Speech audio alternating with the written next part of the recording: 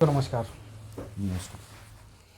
कई दिनों से आप सोच रहे होंगे कि इन दिनों जो है तो सिर्फ और सिर्फ लेबर मजदूर, यानी कि कहा जाए कि हमारे देश की वो नींव जिससे आज चाहे सरकार हो, चाहे वोट बैंक हो, चाहे राजनीति हो, या फिर कोई भी इलेक्शन हो, या फिर कोई भी ऐसी कंपनी हो, या फिर कोई ऐसी माइंस हो जो कि बिना मजदूरों के चल ही नहीं सकती। आपको भी पता है कि कैसे और क्यों। लेकिन आज कहीं ना कहीं पर वो मजदूर सिर्फ मजदूर नहीं बल्कि मजबूर होकर के रह गया है।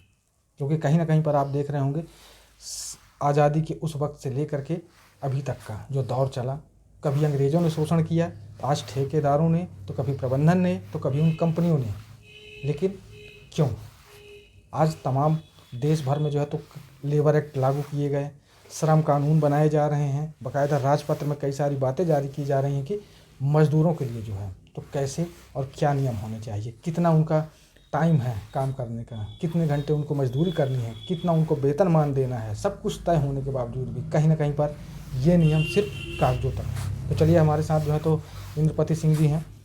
आपको जानकारी होगी क्योंकि इस अनूपपुर ज़िले में सीटू से जो है तो अच्छे एक प्रवक्ता के रूप में भी जाने जाते हैं और एक ऐसे नेता जिन्होंने जो है तो मजदूरों की इस लड़ाई को हमेशा आगे लेकर के आया। तो इंद्रपति जी, सबसे पहले मैं आपसे जानना चाहूँगा कि लेबर एक्ट के बारे में तो आप बहुत कुछ जान ही रहे होंगे, जितना क्योंकि माइन से भी जुड़े हुए हैं आप लोग, और उसके अलावा भी जो है तो बाहर की राजनीति भी आप लोग करते हैं। तो मैं सबसे पहले जानना चाहूँगा कि मज़दूरों के लिए आप क्या कहना चाहेंगे, मज़दूरों को आप मानते क्या हैं?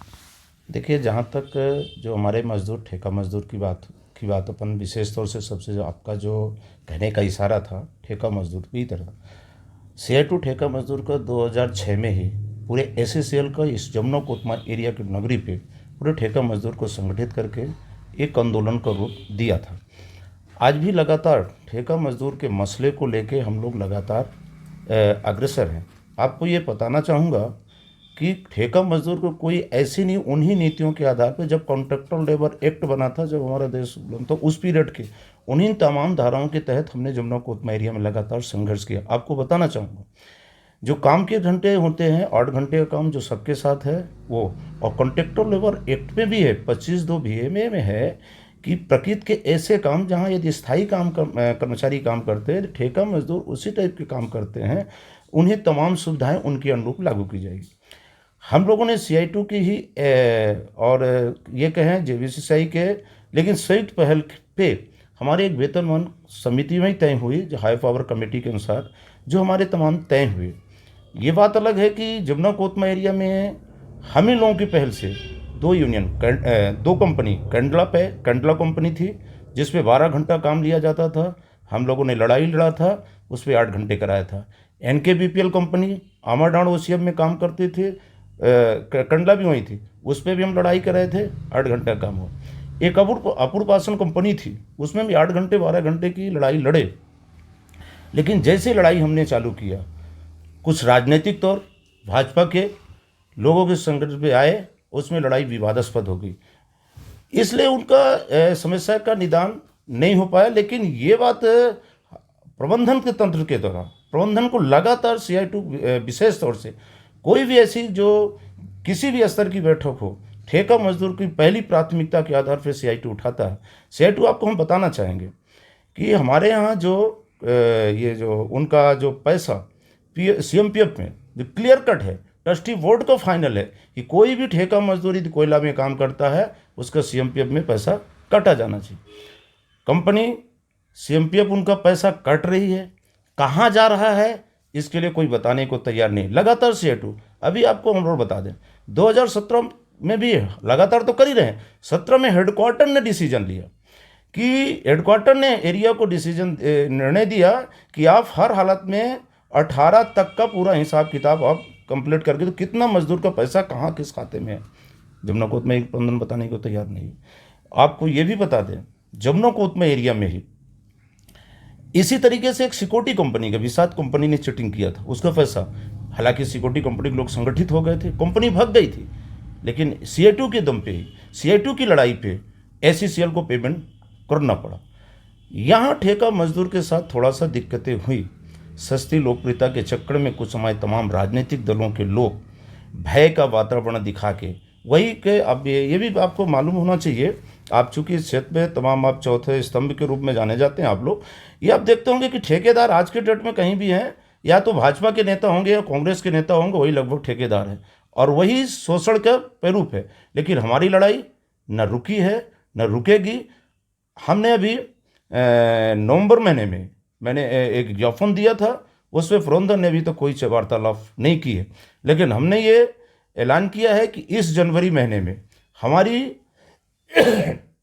मजदूर और किसान की मित्र, चाहे वो हमारे लिए तो मजदूर, चाहे किसान मजदूर, खेत मजदूर हो, चाहे किसान जो ठेका मजदूर, हम सबकी एक किसान मजदूर मित्रता के कायम करते हुए और ये अपने इस क्षेत्र में एक बड़ा आंदोलन करने की तैयारी पे हम लोग मैं लगे। एक जानकारी आपसे और जानना चाहूँगा कि जो ये ठेका मजदूर हैं, देखिए क्या होता है कि अभी एक लड़ाई चल रही है, आपको देखने को मिला होगा कि डोला राजनगर तरफ जो है कई वर्षों से माइंस बंद पड़ी हुई थी, वो फिर चालू हुई। तो उसमें वहाँ के क्षेत्रीय लोगों ने जो है एक डिमांड रखी कि 70% अगर क्षेत्र का रोजगार का अधिकार हमारा है तो आप 30% बाहर से ले सकते हैं। लेकिन ऐसा वहाँ पर नहीं हो रहा, आज कुछ और चल रहा है।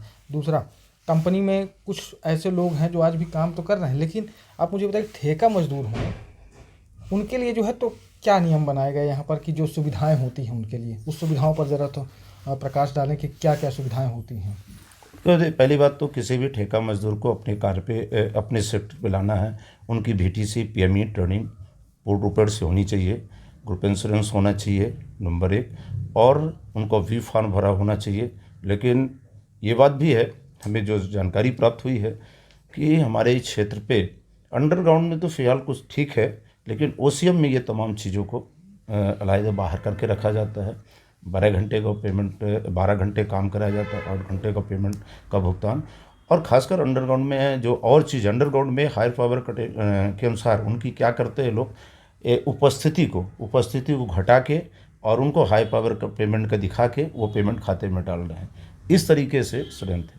लेकिन ये इनकी जो आप कह रहे हैं, आप हसदेव क्षेत्र की बात कर रहे हैं, ये जमुना कोत में दिलीप बिल्डकॉन कंपनी भी आई थी, ये आमरडांड को लेके। ये JCC की बैठक हुई थी, हमारे इसके पूर्व में GM साहब थे, हमने उस पर JCC की बैठक में ये बात रखा था कि नहीं, 70% ये CI2 की डिमांड है कि 70% लोकल लोगों को लेना चाहिए और 30% ऑफ बाहर। उनके पीछे कंपनी क्यों नहीं लेती लोकल ये बाहर लाने के पीछे, ताकि यहाँ की बातें दूसरे लोगों तक समाहित पता न चल पाए, ये इनकी चाली थी। इसने दिलीप बिल्डकॉन कंपनी ने तो उदंडता करने की कोशिश की, किसानों ने, जो यहाँ के क्षेत्र के नौजवान लड़कों ने भरपूर मुकाबला किया। इसके बाद वो कंपनी पलायन हो गई। एक्चुअली क्या कहते थे, यहाँ की प्रबंधन कहती थी नहीं पहले उद्योग वो चालू हो जाएगी कंपनी तब न रखेगी। जबकि अब मैं बता दूँ, दिलीप बिल्डकॉन कंपनी जो है किसी न किसी राजनीतिक संरक्षक प्राप्त संगठन, पार्टी की एक कंपनी के रूप में वो काम करती है। आप ये जान लीजिए, उसका फार्मूला बना के रखे हैं कि 100 किलोमीटर के रेंज के कर्मचारियों को रखती नहीं है, उसका मेन फार्मूला यही एक कारण है। तो हमारा अभी भी है कि जो भी कंपनी आएगी 70% लोकल लेगी, तभी वो आगे काम करेगी। हमारी एक लड़ाई आर पार की लड़ाई। और को आपको बता दें, अभी हम लोगों ने हर स्तर की फोरम भी इस पर किया था। हमारी आगामी ये वर्ष जो है 2023 का जो हम लोगों ने लक्ष्य लिया है, हमने अभी अपने एक राज्य सम्मेलन में हम लोगों ने संकल्प लिया है कि हम किसान मजदूर मित्रता को कायम करते हुए तीखा लड़ाई क्षेत्र में चालू करेंगे। और ये बता दें, हमारी एक लड़ाई नौजवान रोजगार को, सभी रोजगारों को रोजगार मिलना चाहिए, ये हमारा लड़ाई का एक मुद्दा होगा। और इसके लिए हमें ये तमाम जो राजनीतिक दलों के लोग बैठे हमारे क्षेत्र में, मंत्री हैं, विधायक जी, ये क्या वोट लेने भर के लिए हैं? इस क्षेत्र के नौजवानों के बारे में इनकी क्या सोच है? आपने कुछ दिन पहले आपने देखा होगा अनाज के नाम पे गेहूं इनके नहीं आ रहे हैं। हमारे उसके विभाग के मंत्री हमारे अनूपपुर जिले में ही हैं, हम तो यहीं दिख रहे हैं, तो पूरे प्रदेश का क्या हाल होगा? इससे बेहतर जाना जाता है। लेकिन CI2 संगठन हरदम किसान मजदूरों के बारे में सर्वहारा वर्ग का नेतृत्व करता है। इस क्षेत्र में आपको ये दिखेगा और बहुत तीखा संघर्ष के रूप में हम आर पार की लड़ाई पे उतरेंगे। जरूरत जैसे भी होगी, जिस स्तर तक भी संगठन को जाना पड़ेगा, इनके जायज हकों के लिए हम लड़ाई लड़ेंगे। ये हमारा ये हसदेव क्षेत्र आप लोगों के अंतर्गत नहीं आता क्या?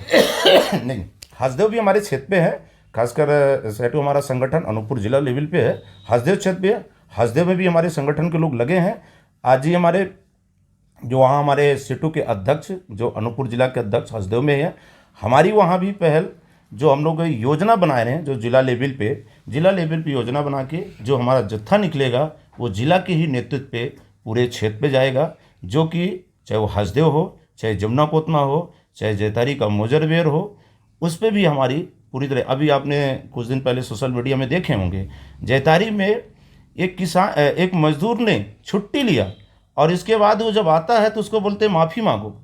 क्या है, हमने छुट्टी लिया, छुट्टी आए, ज्वाइनिंग कराना चाहिए, उसको ले एक भय का वातावरण हमारे वहाँ के पता चला। उन्हें एसपी को भी कंप्लेन किया है और सबब जी उसको हमने बात किया है कि यदि ऐसी स्थिति में तुरंत उसको नहीं ज्वाइन कराते तो हमारी लड़ाई समझे। हमारा कोई कोयला से आशय नहीं है, हमारा किसी जगह भी मजदूर का यदि शोषण होगा तो CITU और लाल झंडा मैदान पे। मैं तो सिर्फ आपसे ये जानना चाह रहा हूँ कि देखिए 18 तारीख को आप लोगों ने आमाडांड खोली खदान परियोजना को लेकर के जो है तो उसके लिए भी एक जंग छेड़ रखी है। दूसरी तरफ यहाँ जिस डोला राजनगर की मैं बात कर रहा हूँ, वहाँ पर जब माइंस चालू हुई तो वहाँ पर भी एक बखेड़ा खड़ा हुआ है। वहाँ पर भी लोकल राजनीतिक लोगों ने जो है तो हस्तक्षेप किया मजदूरों के बीच में, कई सारी बातें आगे तक बढ़ गई। अभी 16 तारीख को उन लोगों ने भी वहाँ पर जो है तो हड़ताल करने का निर्णय लिया है। तो क्या सीटू संगठन उस पर किसी तरह का सपोर्ट या कोई भी ऐसा काम? देखिए, CITU का सीधा सीधा है कि मैंने जैसे कहा, हमारा फार्मूला है कि हमने अभी लेटर हमारे जैसे संगठन के लोगों ने बात रखी कोयला जमुना कोतमा की रेप से कि इस तरीके किसानों के साथ हमने पूरा उनका खाका तैयार किया और हमने 4 तारीख को यहाँ के जिला परिषद को एक लेटर दिया है कि जब वो किसान शांतिपूर्ण तरीके से आंदोलन कर रहे थे, शासन प्रशासन की क्या उधर नज़र नहीं गई, कोयला प्रबंधन की नज़र नहीं गई, यहाँ के जनप्रतिनिधियों की नज़र नहीं गई।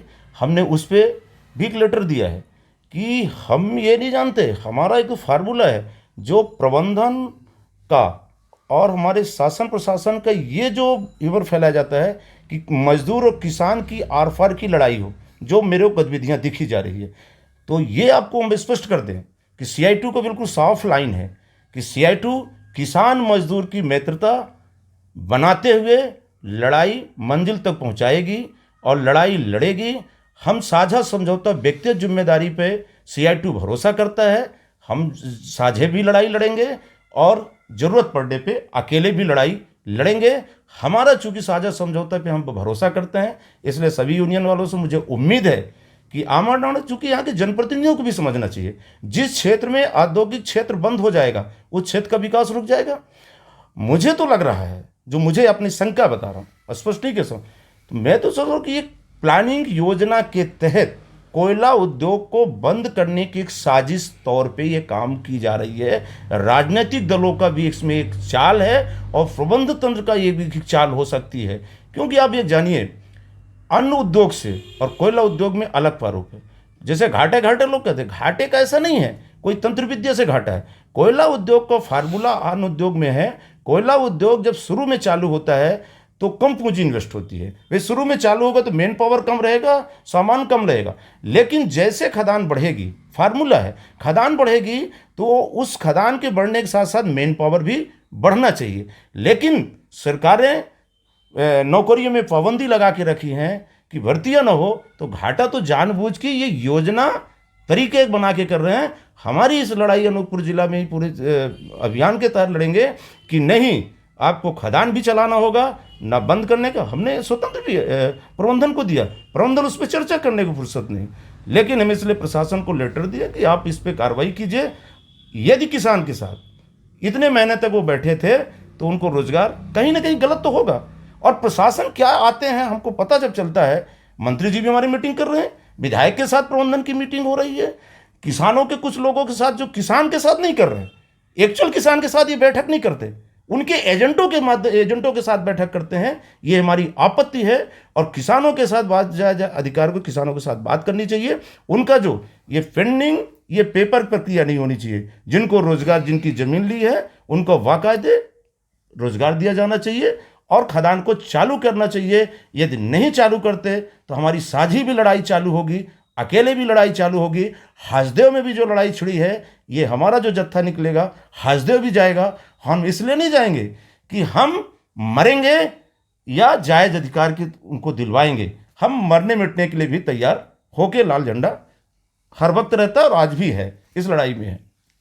बहुत बहुत धन्यवाद इंद्रपति जी। और इस लड़ाई को देखते हुए, क्योंकि कहीं ना कहीं पर एक जहाँ पर नॉलेज की बात आती है, तो आज यहाँ देखा जा रहा है कि ट्रेड यूनियन में तमाम कई सारे नेता होंगे, राजनीतिक पदों में कई सारे हैं, लेकिन एक्चुअल बात ये होती है कि उन्हें लेबर एक्ट के बारे में, माइंसिंग एक्ट के बारे में किसी तरह कोई जानकारी होती ही नहीं है। सबसे बड़ी समस्या ये होती है। गलत तो नहीं कह रहा हूँ? नहीं, ऐसा नहीं कह सकते। कॉन्ट्रैक्टर लेबर एक्ट के बारे में, कॉन्ट्रैक्टर लेबर एक्ट के बारे में आप जो जानना चाहिए, कॉन्ट्रैक्टर लेबर एक्ट पे ऐसा नहीं है। सभी ट्रेड यूनियन के लोग राजनीतिक पार्टी को नहीं जानते। कॉन्ट्रैक्टर लेबर एक्ट के बारे में जो आप बोले, ऐसा नहीं। कॉन्ट्रैक्टर लेबर एक्ट के बारे में कुल मिलाकर के लोग कुछ कहना ही नहीं चाहते। CI2 नहीं, ऐसा नहीं कहते हैं। उसी आधार को, उसी बेस बना के हम कंपनियों से लड़ाई लड़ते हैं। कॉन्ट्रैक्टर लेबर एक्ट के आधार पर लड़ाई लड़ते हैं। कॉन्ट्रैक्टर लेबर एक्ट पे है, हमने पहले ही कहा। कॉन्ट्रैक्टर लेबर 25 में ये स्पष्ट है कि प्रकृति कैसे काम कराओगे, वहाँ उनके अनुरूप पेमेंट, भुगतान, तमाम सुविधाएं दोगे। लेकिन हमारी हायर पावर कमेटी से जो वेतन भुगतान जो है, आप उन शर्तों को मानोगे। यदि आप नहीं मानते हो, कानून अपराध है। और आप और बता दें, उसी कॉन्ट्रैक्टर लेबर एक्ट के आधार पे 26 अक्टूबर 2016 को सुप्रीम कोर्ट का ये निर्णय भी आया है, कोई स्पेशल कोयले के लिए नहीं, वो निर्णय भी आया है कि समान काम समान वेतन दे होगा। और उसका पैरवी लाल झंडा और CI2 के लोग, मैं नहीं कहता कि दूसरी यूनियन को नहीं पता है, सभी यूनियन लीडर को पता है। हम ये नहीं कह सकते कि नहीं पता, लेकिन खासकर ये कहना कि तो CI2 के लोगों को, ये हर एक हमारे एक कैडर को, इकाई से लेके एक छोटे से छोटे कार्यकर्ता को हमारे कॉन्ट्रैक्टर लेबर एक्ट की भी लड़ाई पे मालूम है। अब आपको बताते, जमुना पोत में ये लिखित भी है हमारे ठेका मजदूर के बारे में। कई ठेका मजदूर को कई बार भगा भी दिए, हम लोगों ने लड़ाई लड़के उनको रखवाया भी। लेकिन अभी देखिए ना, सिक्योरिटी बंद कर दिए, सिक्योरिटी बंद कर दिए। इसलिए नहीं, अब आप उसका शोषण का, घोटाला का रूप देखिए कि जिस ये जो CSF आई, सबसे ज़्यादा चोरी भी बढ़ गई। जबकि 36 लाख में पूरे एरिया का हमारा सिक्योरिटी की व्यवस्था होती थी, जिसमें हमारी रख रखाव करते थे। और उनको भी ये तमाम योजनाबद्ध तरीके से उन्हें हटा दे देना, ये क्या है? कास्ट बढ़ाने का तरीका है, कास्ट कोयले में बढ़ाया जाने का हमें प्रेशर है, और प्राइवेट कंपनी नहीं ले रही। आप ये जो प्राइवेट कंपनी को लेके, जो नौजवानों को अभी आपने क्या बोलते हैं, अग्निपथ क्या आई थी बात ना, अभी क्या है, ये उनके लिए हमारे आर पार की लड़ाई लड़वाने के लिए आपस में झगड़ा कराने का ये शासन और प्रशासन का पूरा योजना रहता है। लेकिन लाल झंडा पूरी सूझबूझ के साथ लड़ाई लड़ेगा कि हम, चाहे वो पुलिस का बंदा भी है, पुलिस का भी लड़का यदि कोई सामने आता है, तो वो भी किसान का ही बेटा होगा, मजदूर का ही बेटा होगा। जो खेत मजदूर पे लड़ाई कर रहे हैं वो भी हमारे होंगे। इस पे ये नहीं कहना, हम इस पे स्वीकार नहीं करते किसी को नहीं पता है, पता सभी। माइंस को लेकर के, लेबर एक्ट को लेकर के जो आज भर्रेशाही चल रही है, क्योंकि प्रबंधन और ठेकेदार ये मानने को तैयार ही नहीं, जो राजपथ में बाकायदा सिस्टम पर लागू किया गया इन सारी चीज़ों को। तो इस तरह की कुछ लड़ाइयाँ जो है तो लगातार चलती रहेंगी। अभी हमारी जो है तो C2 से चर्चा हो चुकी, अब C2 के बाद जो है तो देखेंगे और कौन कौन से ट्रेड यूनियन, समस्त ट्रेड यूनियन से हमारी चर्चाएं होना है। और इन सब बातों को लेकर के जो है तो लगातार हम आपके सामने आते रहेंगे। मैं राजकुमार विश्वकर्मा, धन्यवाद।